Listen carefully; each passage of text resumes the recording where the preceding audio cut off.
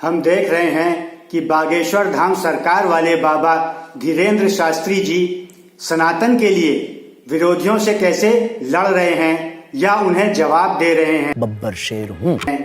उन्होंने सनातन की बहुत सेवा की है और आगे भी कर रहे हैं, और जो स्थितियां बन रही हैं, सनातन पर हमले हो रहे हैं, सनातन को टारगेट किया जा रहा है, उसके लिए बागेश्वर धाम के ये योद्धा बहुत ही कारगर सिद्ध होंगे और बहुत ही महत्वपूर्ण है सारे सनातनियों के लिए।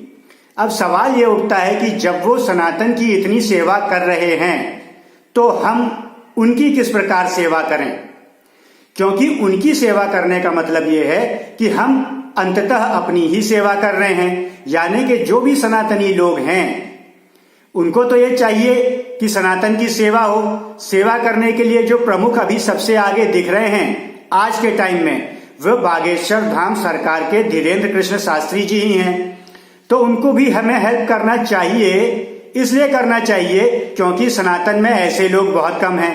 हम ये देख रहे हैं कि बहुत सारे पाखंडी बाबा हैं, बहुत सारे ऐसे पाखंडी बाबा हैं जिन्होंने व्यासपीठ पर बैठकर अली मौला का गाना गाया, व्यासपीठ पर बैठकर तेरी मोहब्बत दिल में है अल्लाह का गाना गाया। ऐसे कई प्रकार के लोग हैं। मतलब जो जहां पे बैठता है वो काम वो उसका करता है। मान लीजिए चाइना में अगर शी जिनपिंग वंदे मातरम गाए तो चाइना की जनता को उसको क्या कहना चाहिए, अब आप उसका खुद निर्णय ले लीजिए। यहाँ पे किसी का विरोध नहीं है, किसी का साथ नहीं है। ये एक बहुत अच्छी बात है कि वो किसी का गाना तो गा रहे हैं, लेकिन जहां पे बैठे हैं वहां पे नहीं गा सकते ना। वो व्यासपीठ पर बैठकर ऐसी बात कर रहे हैं। कहीं चले जाते गिरजे में, वहां गाना गाते, कहीं मस्जिद में चले जाते, वहां गाना गाते, कहते ये मेरी प्राइवेट अपीयरेंस है, ये मैं निजी तौर पे आया हूं, तो भी चलो बात सही थी। लेकिन व्यासपीठ पर बैठकर वो अपने भक्तों को यानी सनातनी भक्तों को कुछ और ज्ञान दे रहे हैं। अब यही ज्ञान अगर शी जिनपिंग भारत के बारे में देने लगे कि भारत माता की जय और भारत माता की जो है सेवा करो, भारत माता के चरण स्पर्श करो, अगर वो ये चीनियों को कहे तो ये कैसा प्रतीत होगा।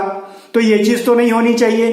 तो ये हम समझ गए कि ये नितांत आवश्यक है कि सनातन की सेवा होनी चाहिए। अब कम से कम जैसे ये आक्रमण हो रहे हैं, और ये भी कि इस समय बागेश्वर धाम सरकार के धीरेन्द्र शास्त्री जी सबसे अग्रणी हैं जो इस तरह के आक्रमणों को अपने ऊपर झेल रहे हैं। तो हमें उनकी किस प्रकार सेवा करनी चाहिए।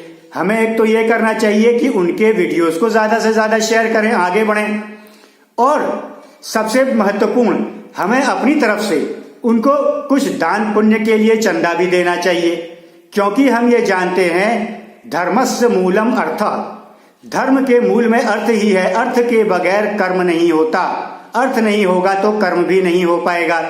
बिना अर्थ के कर्म कैसे होगा। हिंदुओं ने आज तक जो दान दिए हैं वो मंदिरों में दिए।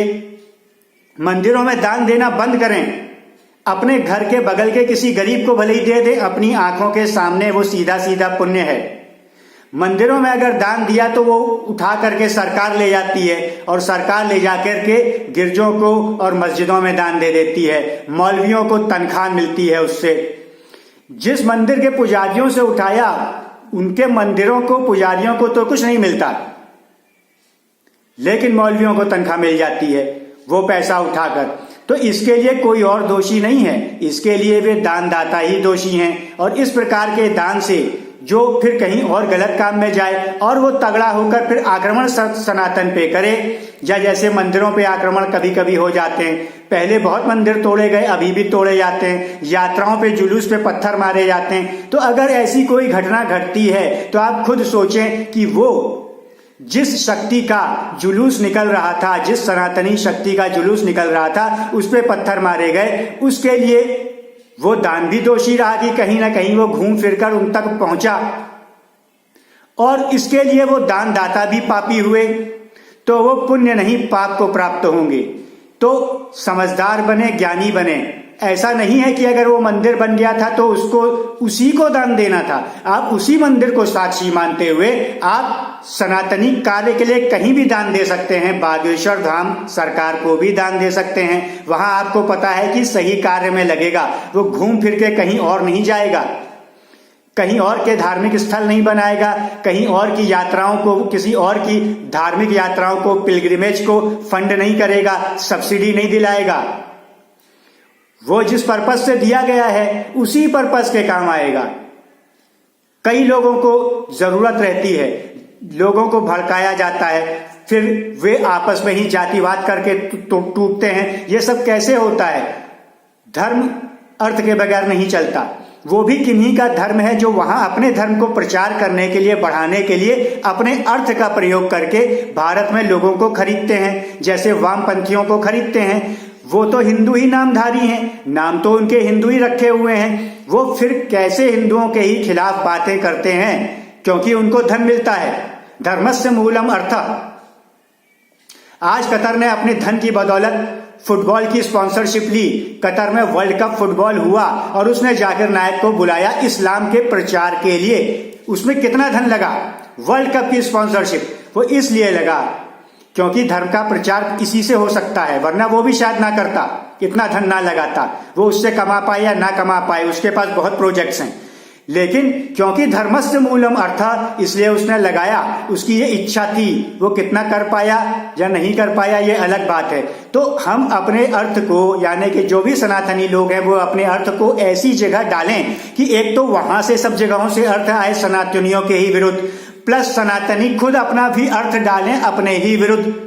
तो गत क्या होनी है? वही होनी है जो हो रही है, जो कश्मीरियों में हुई। और उसके बाद भी अगर कश्मीरी पंडितों की तरह औरतों को छीन लें, आदमियों को आधे मार डालें और जो बच खुच जाएं, बूढ़े बाड़े से उनको कहें तुम चले जाओ यहां से, औरतों को छोड़कर, इनके तुम लायक नहीं हो, तो सही कह रहे हैं, उनके वो लायक थे भी नहीं और वो औरतें भी उनके लायक नहीं थी और वहीं जाने लायक थी कि वे अपने आदमियों को कंट्रोल नहीं कर पाई और खुद कंट्रोल नहीं रही। वो भी ऐसी बातें करती रही थी, वसुधैव कुटुंबकम, और अपना कुटुंब कर लिया कम।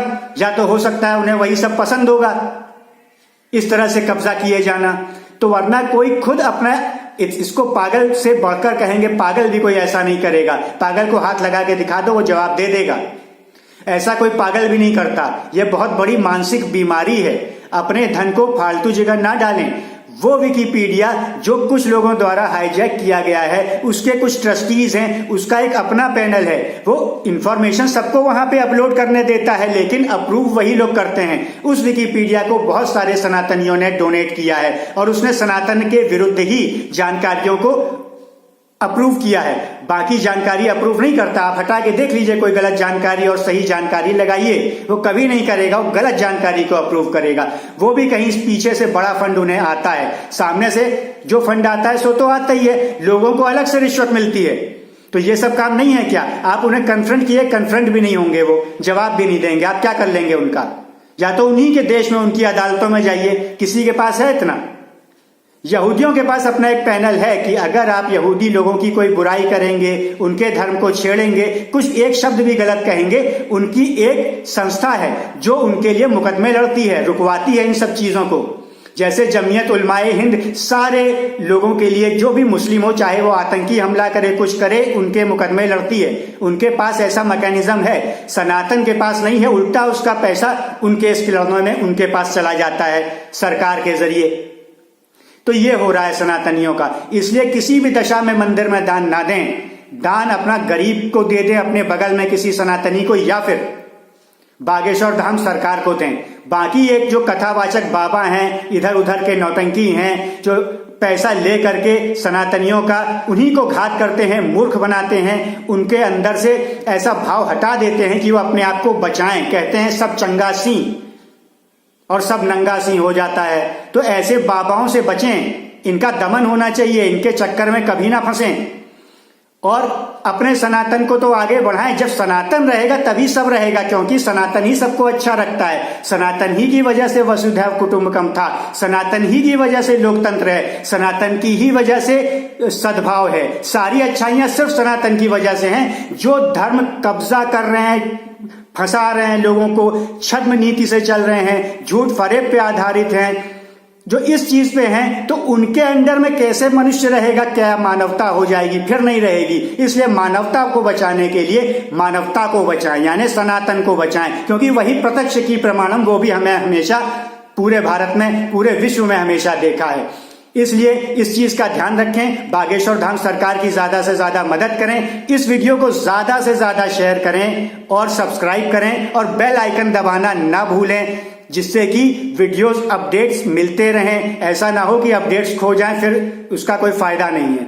इसलिए इस वीडियो को ज्यादा से ज्यादा शेयर करें और जानकार रहें। गलत मीडिया से हमेशा बचें। वामपंथियों को भी कई लोग दान देते हैं, मैंने देखा है। वामपंथी पत्रकार कह के आते हैं, सरकार का विरोध करते हैं, जिसका धर्म ही भ्रष्टाचार करना है। वो तो सभी जानते हैं कि सरकार भ्रष्टाचारी होती है, इसमें क्या बड़ी बात है। वामपंथी के मुंह से सुन के सोचते हैं बड़ी अच्छी बात कह रहा है, दान देते हैं, और वो वामपंथी फिर अपना वामपंथ दिमाग में प्लांट करता है, फेक न्यूज साथ में प्लांट करता है। ये अकेले नहीं आती चीजें, ये साथ में लाते हैं पीछे से अपना वामपंथ, ये अपनी गंदगी, और फिर हिंदू कटता है, कहते हैं सब चंगासी, तुम्हारा कुछ थोड़ी है, नफरत। अब वो नफरती का इल्जाम भी हिंदू ले, हिंदू ही नफरती बने, हिंदू ही कटे, हिंदू ही पिटे, हिंदू ही की महिला लुटे, उसके बाद नफरती भी हिंदू है। नफरती चिंटू, हिंदू ट्रोलर, ऐसे ऐसे शब्द गढ़ दिए गए हैं और वो हिंदुओं के लिए ही गढ़े हैं। अगर हिंदू अच्छा कर रहा है तो अच्छे शब्द क्यों नहीं है? इसका मतलब हिंदू कहीं ना कहीं गलत तो कर ही रहा है, तो अब तो सुधरे, अब उनको फंड ना करे और जानकारी, जो सही जानकारी है उसे ज्यादा से ज्यादा शेयर करे कि उसको दिमाग में आने दे सनातनियों के, ना कि ऐसा मौका रहे कि वामपंथियों की जानकारी या गलत जानकारी आए। उनको तो नॉलेज भी नहीं होती है। उनको एक वामपंथी तो बार कोड कह रहा है, क्यूआर कोड को, सालों साल क्यूआर कोड को बार कोड कहता रहा, उसे इतना नहीं पता, वो आपको रिसर्च करके जानकारी दे रहा है दुनिया भर की बड़ी बड़ी चीजों में कि न्यू वर्ल्ड ऑर्डर क्या है और कोरोना महामारी का सच क्या है और क्या विश्व की व्यवस्था है, सारी चीजें समझा रहा है। जिसे एक शब्द प्रोनाउंस करना नहीं आता, जिसे जरा सी बेसिक नॉलेज तक नहीं है, वो रिसर्चर बने हुए हैं, रिसर्चर की स्पेलिंग भी नहीं आती होगी। तो इसलिए जानकार रहें, इनको फर्जी इनाम देके विश्व की गंदी ताकतें इनको आगे बढ़ाती हैं। कोई मैग्सेसे पुरस्कार दे देगी, कोई पुरस्कार दे देगी कि उसको, उस अनपढ़ को बुद्धिजीवी साबित कर सकें। फिर उसके बाद वो जो एजेंडा चलाएगा कहेंगे देखो ये तो बुद्धिजीवी कह रहा है। तो ये विश्व की एक व्यवस्था है, संगठित तरीके से है, इसे समझें। इसलिए इस वीडियो को ज्यादा से ज्यादा शेयर करें, ज्ञानी बने।